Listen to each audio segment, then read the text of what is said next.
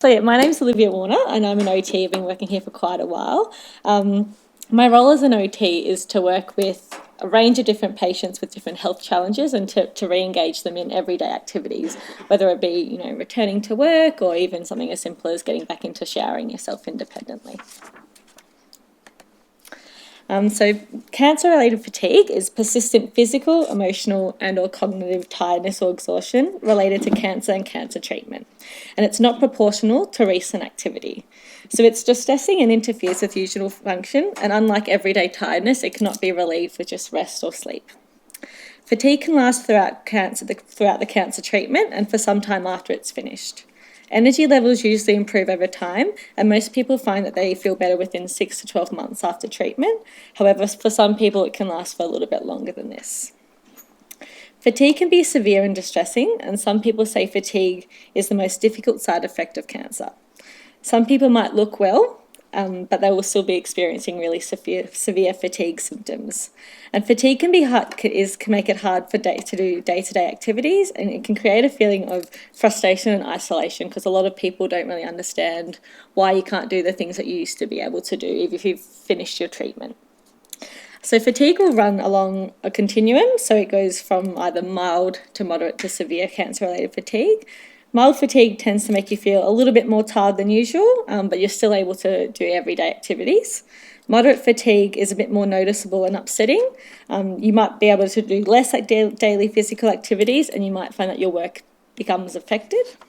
And severe fatigue, you find that you're really fatigued and exhausted every day. You often feel the need to sit and rest multiple times a day, and doing daily activities and tasks becomes more difficult, and even the thought of doing, a walk or any form of exercise seems impossible. So cancer-related fatigue can affect up to 70 to 90% of people with cancer. Each of these patients will have different contributing factors to why the fatigue is the way it is. So no patient will experience the same effects, but most people will experience some form of fatigue. So some things that can cause fatigue will be the cancer itself. So the tumour can release toxins which can affect the way the body functions. Side effects of treatment, including treatments such as radiotherapy, immunotherapy and chemotherapy. Side effects of some medications, anemia, and also the length of time that treatment takes and how this affects a person. So it's thought that fatigue can occur after treatment happens because the body was needing extra energy to repair and heal itself. There's also a build-up of chemicals and cancer cells in the body, making it a little bit trickier for you to get that energy back, and also the immune system will be affected. Other factors that can affect fatigue include pain, not being able to sleep well, feeling stressed, having emotional difficulties such as depression or anxiety, physical inactivity, poor nutrition such as poor oral intake, changes in metabolism, tumour growth competing for nutrients at the same level, poor appetite, nausea, vomiting and diarrhoea. Alcohol intake can also affect your fatigue, so the more you're going to be drinking, the more tired you're going to be feeling, so that tends to be one of the major contributing factors as well as other health conditions such as diabetes, heart problems or thyroid function. So in terms of symptoms, as we discussed in the last slide, no two people will have the same experiences when they're experiencing fatigue. However, there are quite a few common symptoms that we come across on a day-to-day basis with our patients. So finding that you're spending a lot of time in bed, most of the day asleep can be a really big one, but it's also on the other end of the spectrum is having difficulty getting to sleep at other times of the day. Experiencing physical, emotional or mental exhaustion, having a feeling of heaviness in the body, especially around the arms and the legs, or feeling breathlessness and lightheaded after small tasks. Having less desire to do the normal things that you tend to do, such as eating or engaging in conversation with family and friends. Loss of libido and becoming low in mood and overly emotional. So you're finding that small things can really set you off. And also spending less time with friends or family or becoming more impatient and avoiding effort of social interactions because it can become quite draining. So fatigue symptoms aren't just limited to physical symptoms themselves, there's a big cognitive factor to it. So a lot of the common symptoms with cognitive fatigue include mental fogginess or sluggishness, difficulty maintaining or concentrating focus, inability to think clearly, getting muddled in your thoughts, increased difficulty even making decisions, finding you're going around in circles, not really willing to commit to things, and also memory changes where you're finding, you're forgetting simple names, you're forgetting appointments, things like that. But also difficulty processing information and multitasking. So being able to speak on the phone and cook dinner at the same time becomes an impossible task. So in turn, a lot of the cognitive symptoms of fatigue can affect study, work, relationships, and a whole different things. So if you're pairing cognitive fatigue with physical fatigue, it becomes really debilitating. So everyone will have a fixed limit of energy available to them to use on any one day or any week. So this amount will vary from person to person.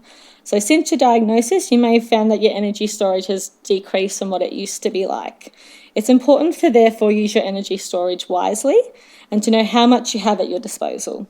So by sticking to your limits, you may find that you're able to have more consistency in your days and your ability to remain engaged in the activities that you find important and that you need to do on a daily basis. So it can often be hard to understand what the difference is between how your energy was and how it is now. So we like to use the analogy of the energy envelope. So looking at the images on the slide, you can see that there are two envelopes. One's quite large and one's quite small. So bringing your attention to the larger envelope, we want you to imagine that this represents the amount of energy that you had before starting your treatment and before your diagnosis. So you can see you can pack in a lot of daily activities into this, such as working, shopping, leisure activities, and chores, all the things that you want to do and need to do in a day. With all these activities in the envelope, it will still be able to close quite nicely, no issues, and you can move on with your day. However, looking across at the smaller envelope, this is going to represent the energy that you have after your diagnosis or after your treatment. So you can see it's much smaller, and if you still tried to fit in all the same activities as the larger envelope, it wouldn't be able to close nicely because you don't have as much energy to give. So if you're physically trying to squeeze the same sort of things into the envelope as you were before your diagnosis, it's highly likely that the envelope will break or it will bust. So we often describe this as boom and bust behaviours. So it's trying to fit in too much into your day, trying to tick off everything that you have on your list for what you used to be able to do, and just falling in a heap at the end of the day because your energy is just drained. So we recommend that you stick to about the 75% rule. So this means only using up to about 75% of your energy that you have available, leaving 25% in reserve for the unexpected. Because often you'll find that you'll have an unexpected phone call or you might forget about an appointment and have to rush in. And often these unexpected activities that pop up take a lot of energy. So by not always running on an empty in your tank, your body will be a bit more equipped to tackle these activities if they pop up, every now and then. We want to avoid purposely draining the battery as much as and we don't want you to keep adding to-do things to the list. So if you keep saying, I'll do that tomorrow, I'll add in another thing, it's going to be much harder for you to build up your energy if you run it all the way down to zero. If you always keep it at about 25%, it means you're always going to have some level of energy left. So the first step in targeting your fatigue is to understand how much energy your day-to-day activities actually take up. So we identify them by placing them into high, medium and low energy groups. So this again will be unique for every single person, and it's important that we recommend a lot of people write down and have them visually in front of them, because otherwise it sort of just goes to the back of your mind, and especially if you're experiencing cognitive fatigue, it can be something that just gets left behind. So for example, some people might find that watching TV is a low energy task because after they've completed it, they still feel energised and they still feel like they can get up and move on to another activity of the day. They might see cooking as a medium energy activity because after completing it, they might find they need to sit down, have a bit of a rest for an hour, but after that they can still go on with their day. And then they might find cleaning the house or vacuuming as a high energy task because after they've completed it, they're gone to bed and in bed for the rest of the day, just trying to get that energy back. So once you've identified all your daily and weekly activities according to how they make you feel and how much energy they require, we can then move on to how we can actually optimise your day-to-day activities to make sure that you're keeping that fatigue level well.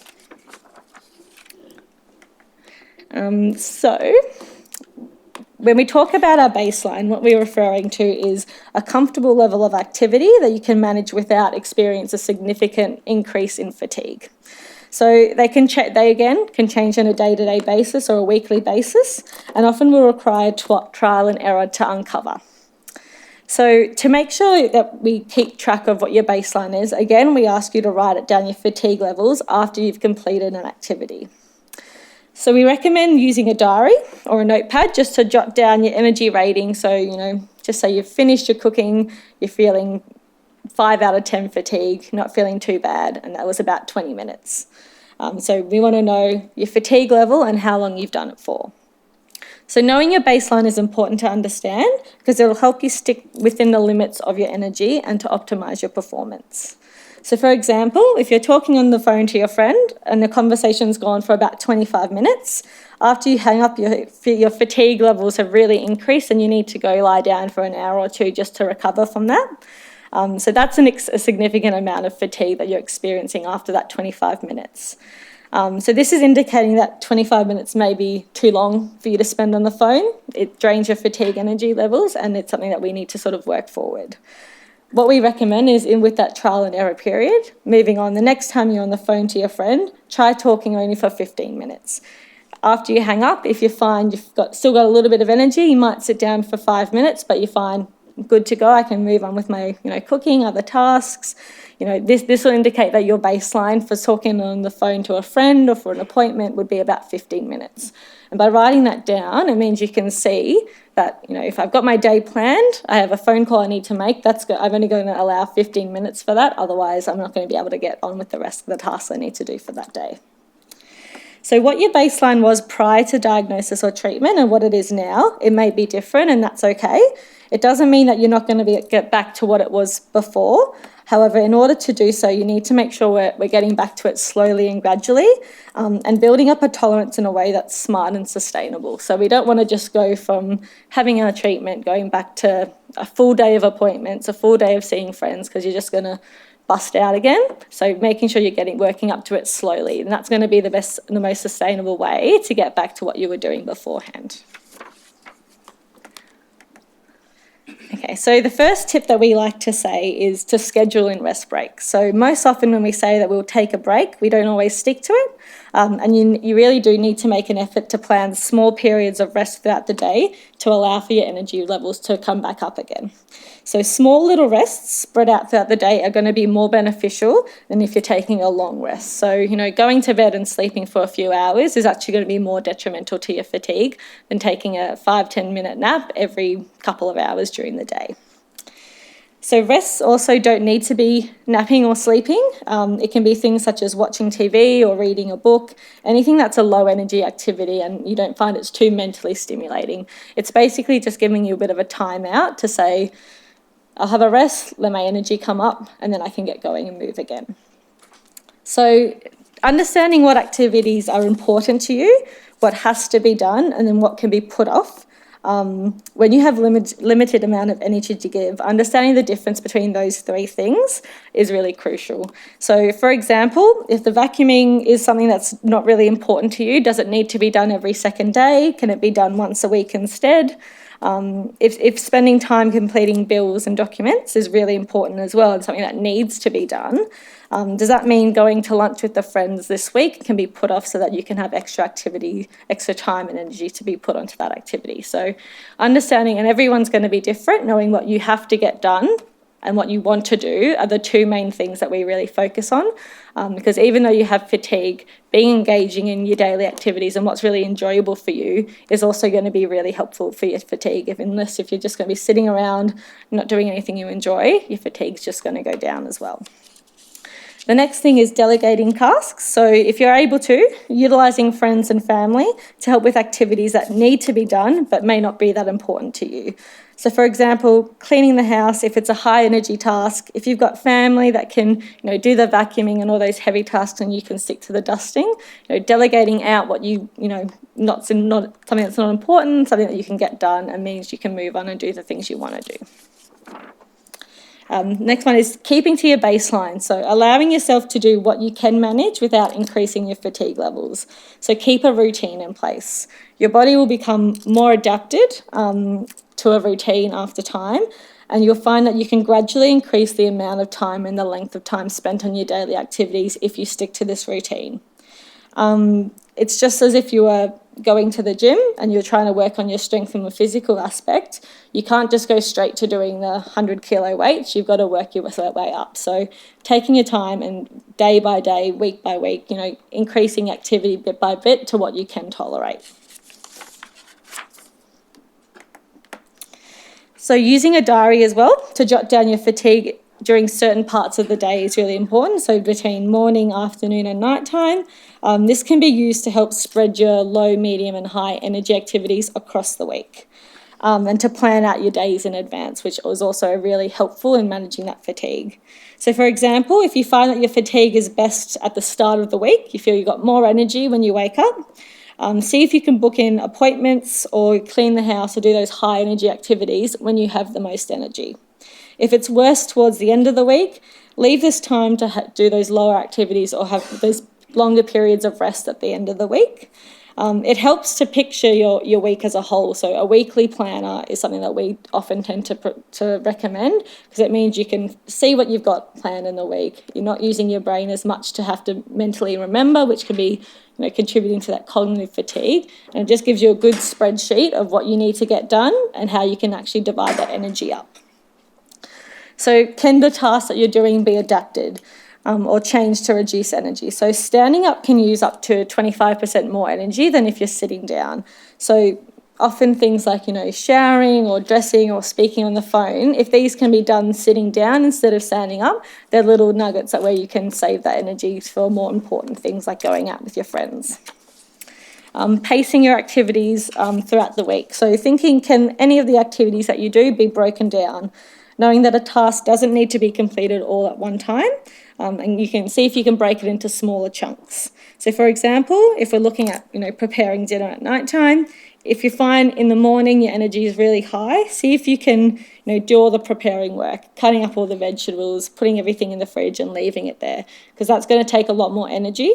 And you find that if you're coming home from work or at the end of the day when your fatigue is a lot worse and you can't think about doing dinner, knowing that all your prep work is already done, all you have to do is throw everything together. If you pair this as well with sitting down to do a lot of your cooking work, it can turn what could be a high energy activity into a lower medium energy activity. Another example again is showering. It can be a really high energy task. A lot of people think, hop in the shower, in and out is quite quick, but there's a lot of different things that you need to be doing in the shower, and standing up along with the hot water can really bring out your fatigue symptoms. So often what we recommend is if you find, after your shower you just feel exhausted, wanting really, really long periods of rest, try having a shower before you go to bed, because then you can tee up that rest time with your typical rest time of sleeping. So it means you're getting the rest in without it impacting the rest of your day and throwing off your sleep-wake balance.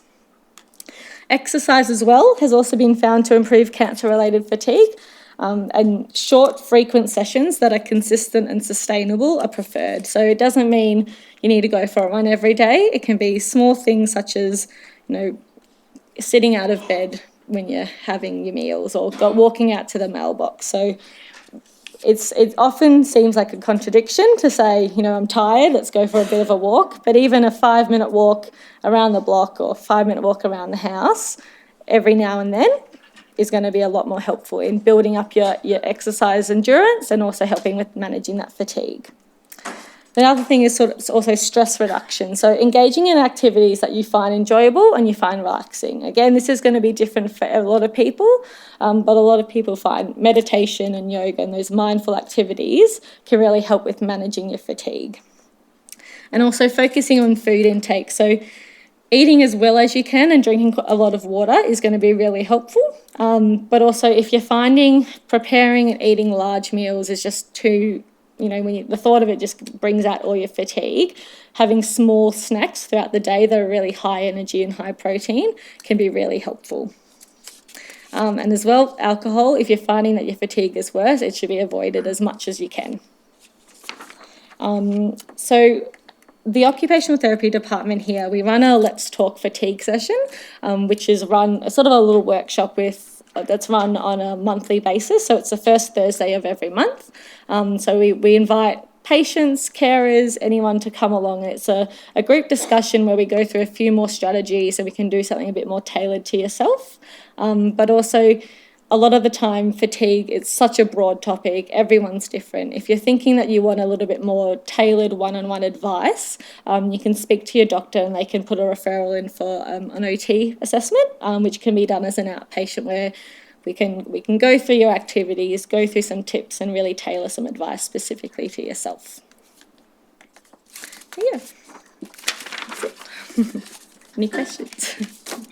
Thanks, Olivia. So I was just trying to work out the microphones. Thank you. It's definitely a symptom that really does plague a lot of patients, and the statistics show 9 out of 10 patients with lymphoma having had lymphoma treatment do suffer with some degree of fatigue too. So have we got any questions for Olivia? Yep.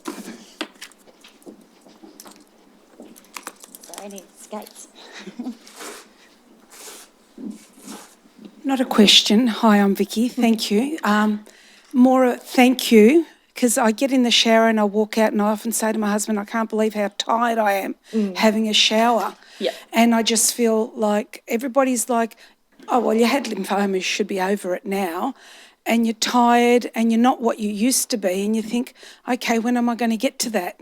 I want to be the person that I used to be, and I'm trying my hardest, but my body's not allowing me. And people look at you and think, well, your hair's growing back, you're looking healthier than you used to be, aren't you going to get over it? And it's really difficult explaining to people how you feel. You're going to work, coming home exhausted, and all you want to do is just sit there and watch. I love Netflix. God bless Netflix at the moment, because that's all I do. Yeah. TV. It's so tricky because, again, it's such a silent symptom. A lot of people, you can look at someone and they appear to be, quite well, but it is definitely one of the most debilitating and long-lasting symptoms of cancer.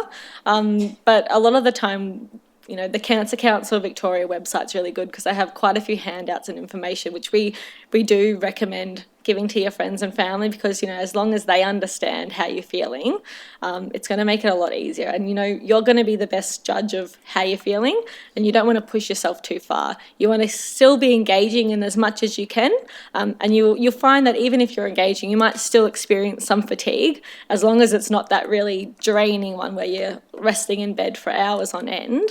You just got to keep going bit by bit. Yep. Thank you.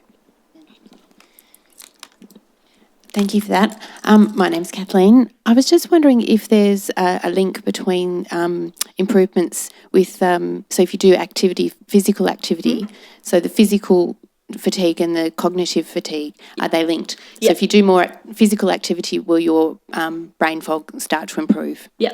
Well, with a lot of the outpatients that we have been seeing for fatigue, it's definitely correlated. And because fatigue is such a multifactorial thing, we find that if you're using strategies such as notepads, alarms, reminders, along with engaging in physical activity, having a good diet, things like that, they do correlate. And what we tend to do is we do a few screens. So we might do a bit of a cognitive screen. At one point, they'd go out, they'd speak to the exercise physiologist, the physios that we have here, develop a bit of an exercise plan. When we get them in next, after implementing a few of the strategies, we find that they say, my memory's improved so much, I'm not reliant on my diary anymore, I'm able to focus in conversations, I'm able to remember appointments. So I do find that there's quite a big correlation. Sometimes it gets a bit tricky if there's cognitive deficits from the cancer itself, let alone fatigue. So some people might find that after treatment, or if they've had surgeries or if they've got disease in their brain, there might still be that level of cognitive difference, which is a bit tricky to maintain. But when we implement some of the strategies for fatigue, we do see quite a big improvement in it. Thank you. Olivia, can you give a few clues on people who have bad peripheral neuropathy to exercise? To exercise. Because they can't run, hard to walk, sometimes the years will go and it's hard to balance. Yeah. And the thing is, from there, it's how do you exercise? I'm probably not the best person to answer that, because if we had an exercise physiologist or a physio here, they'd be more of an expert. But when we think of exercise, it doesn't necessarily mean going up for a walk, doing things, even sitting out in a chair. It's engaging different muscles in your core, things like that, which is something we recommend for people that have difficulty, getting out. Even just engaging in your own showering, dressing, things like that. They're all forms of exercise that are sort of hidden, because it's not the typical swimming, running, that sort of thing. But what we often recommend is making an appointment with the exercise physiologist, because they work out what you can do, they look at what you can't do, your symptoms, and then they can tailor sort of specific exercises around that as well. I was thinking in terms of things like squeeze balls, stretch cords, stretch tapes, isometric exercises. But I wanted to come from you. Well, I can condone that, even though I'm not an expert in it. I guess with those who are at hospitals that don't have exercise physiologists, you can get through your GP, chronic disease management, you get 5 subsidised or free sessions, is that correct? I think it's about 5, yeah. Yeah. 5. So to help with different exercise programs. Any other questions? No, it's just definitely keeping as active as possible. Like even doing crossword puzzles or just using your brain just gently can sometimes help the brain function move as well. Yeah, fantastic. Thank you, Olivia. It's one more question. Sorry. Oh yeah, no. It was just something I did last year after my treatment. I did a ex-med cancer program, which it's basically a 12-week program where we went and to the gym 3 times a week, and we had a scheduled program which was organised by our exercise physiologist, and I'd highly recommend looking into it if you want to take up something like that, because I think it probably helped mentally and physically, just getting out and about and having something to aim for, and obviously improved my situation, because I had issues with my hip, and it was a tailored program for my situation, and everyone that did the program was recovering from cancer, so different stages, so it was a good group to be in. And like you said, doing it 3 times a week, it's that routine, it's that structure, and after doing it week by week, did you find that there was improvements in your fit? Yeah. Yeah. There are a few those programs around the state, and also interstate. There's other, because people will be watching from interstate as well. There's different things. I know there's another private one, Survivorship program that's opened up around here. The names just escape me. If you want to know what it is, I can push you onto those details too. And they have dietitians and psychologists and everything as well, all joined together to help, because fatigue is not just one cause, can be different, multiple causes. So working together to see what works for each individual patient can help. But any other last minute questions? You can definitely join us in the break. We do have our fact sheet out there too on fatigue management and lymphoma, and it just gives you a few more strategies, some of the things that Olivia's already mentioned, but you can have a look on there too, and we can always forward some more information to you as well. But thank you so much, Olivia. It was fantastic.